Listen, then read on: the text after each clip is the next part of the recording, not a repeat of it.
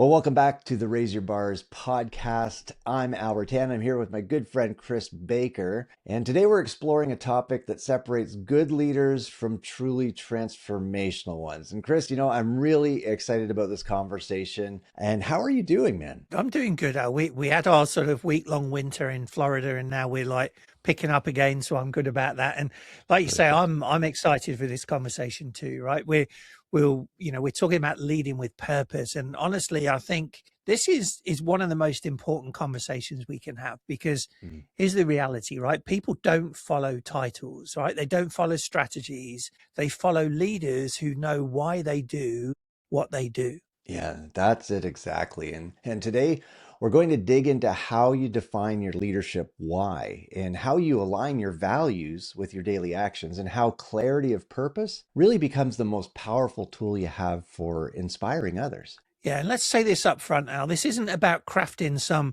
corporate mission statement that sounds good on a wall, right? This is about discovering something real and something deep that drives everything you do as a leader. And when you find that, what you discover is that everything changes. Yeah, so let's start at the foundation. Chris, when we talk about leaders why, what are we really getting at? Yeah, good question. I mean, your why is the reason you get out of bed in the morning, right? Beyond just earning a paycheck. It's the deeper purpose that fuels your work. Now, Simon Sinek, I'm a great fan of his, he popularized this concept, and he makes a powerful point. He says people don't buy what you do, they buy why you do it. Right. And the same is true in leadership. People don't follow what you do, they follow why you do it. Chris, and here's what I've observed working with leaders over the years. Most leaders can tell you what they do. They can describe their role, their responsibilities, their goals. Many can tell you how they do it, their methods and strategies, but surprisingly few can clearly articulate why they do it. Yeah, it's true. So why do you think that is, Al? Well, I think we get so caught up in the demands of leadership, the meetings, the decisions, the fires to put out that we never step back to examine that deeper motivation. Or sometimes we assume we know our why, but we've never really tested it or put it into words. Yeah, it's true. And maybe we've never thought about it, right? And I think there's also a fear component. Discovering your true purpose requires vulnerability. It requires you to look at your life, your experiences, your values, and ask those Mhm. hard questions. And let's be true, not everybody is ready to do that work. No, that is true. And Chris, you've done a lot of work on finding your why and Simon Mhm. Sinek's Golden Circle, and we've talked about this on past podcasts for sure. But just this is going to bump to the top of our feed here, so new listeners. So, Chris, I want to ask you a question: how does a leader begin to discover their why? Like, what's the process that you went through? Even what's the process that you think Yeah. they should go through? Yeah, well, I mean, it all basically starts with reflection, right? You got to look at moments in your career, and not even in your career, but in your whole life, when you felt most alive, most fulfilled, right? The happiest. And then you look at that and say, well, what were you doing? Who were you serving? What impact were you making? Why was it that, what was it about that made you feel happy, alive, and fulfilled, right? Those peak experiences often point towards your purpose. Yeah, I love that approach. And I'd add that you should also look at your story. Napoleon Hill talked about how our past experiences, even the difficult ones, shape our unique contribution to the world. What challenges have you overcome? What lessons have you learned? Often our deepest purpose emerges from our deepest struggles. Yeah, that's right. And the second part of that process is when you look back at your life. Yes, you're looking at the positive things, but also look at the negative things, right? What Hmm. made you unhappy? What made you sad? What made you maybe depressed, right? And what was it about that really did it? And what you're saying is powerful. And for me personally, my why connects to watching leaders transform when they finally understand themselves and their potential. I've seen people go from feeling stuck and frustrated to leading with confidence and impact. And that transformation is, honestly, that's what drives me. Yeah, and for me, it goes back to my years in retail management, watching team members grow and develop, seeing people accomplish things they never thought possible. My way is about unlocking potential in others, helping leaders and teams become who they're capable of becoming. Absolutely. I tell everybody we've all got unlimited potential, right? We've just got to tap into that. And What one thing to notice, and for the listeners, notice that neither has said our why is about making money or achieving status, right? Those might be outcomes, but they're not the driving purpose. Your why has to be bigger than yourself. Exactly. And here's a test I use with clients. Your why should be something that would still matter to you even if you weren't getting paid. One of the Right. questions we ask when we do the leadership game developed by the Maxwell leadership team with people is, what's something I love doing so much I would do it for free? Right? Hmm. It should be something that connects to your core identity, not just your current role. Exactly.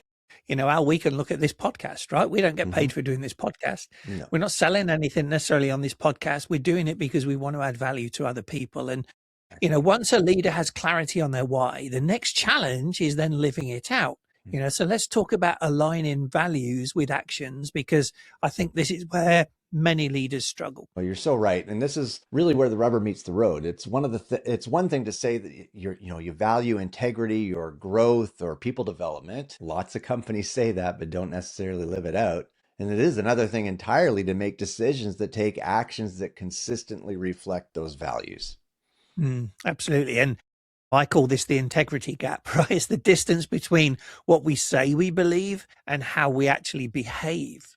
Mhm. And every leader has some gap, but the best leaders are constantly working to close that gap. Yeah, and here's the big thing. Your team sees that gap even when you don't, right? They Hmm. watch how you spend your time, what you prioritize, how you treat people when you're under pressure, and those actions reveal your true values far more than any words do. So, a couple of questions, right? How does a leader close that gap? And how do you align what you say with what you do? Chris, again, I think the first step is getting crystal clear on your core values. Not 10 or 15 values, but maybe 3 to 5 that are non-negotiable.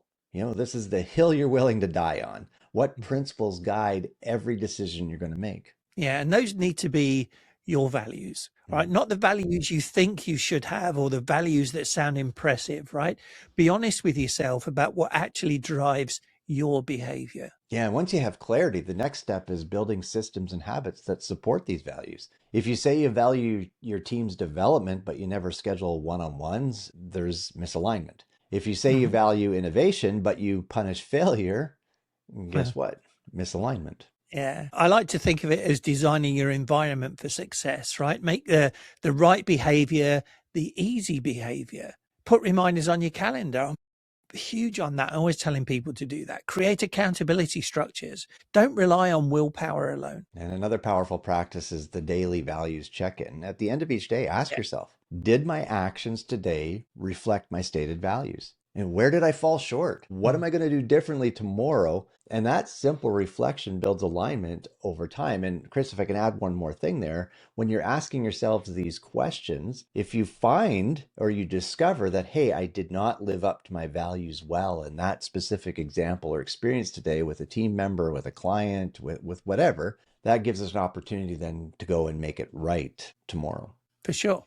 And another thing, Al, is that you've got to be willing to make tough decisions in defense of your values. All right. There will be times when living your values cost you something. Maybe it's a deal if you're in sales, maybe it's a relationship, maybe it's short term results. But those moments define who you really are as a leader. Absolutely.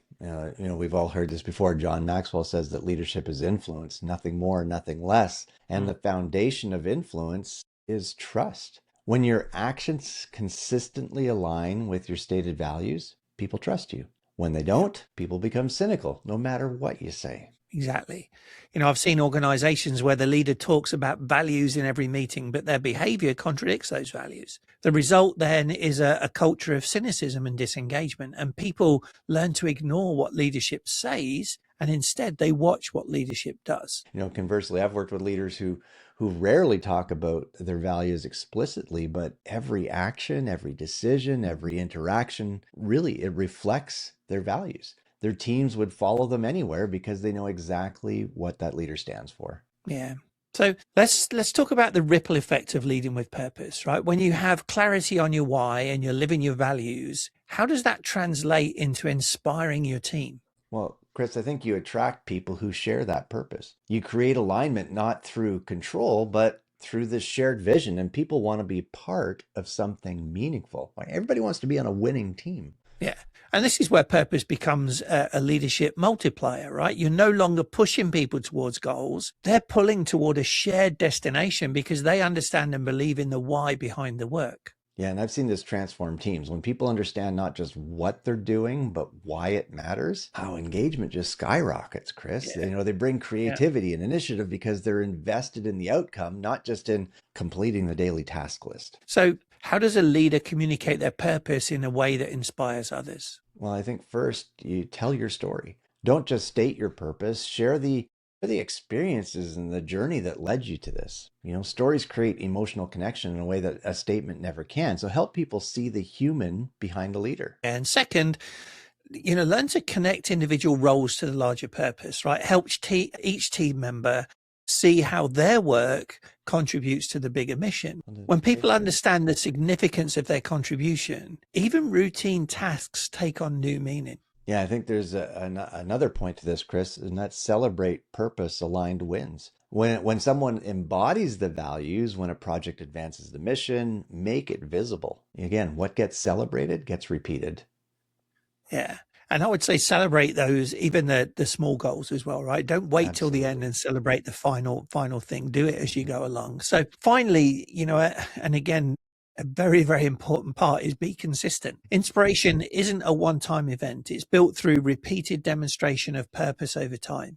Your team needs to see you living your why day after day after day after day, especially when it's difficult. Well, that's so good and so true. When leaders lead with this genuine purpose, they give their teams permission to bring their whole selves to work. They create environments where people find meaning, not just employment. And that's the kind of leadership that really changes lives. It is. So, Al, as we close, let's challenge our listeners, right?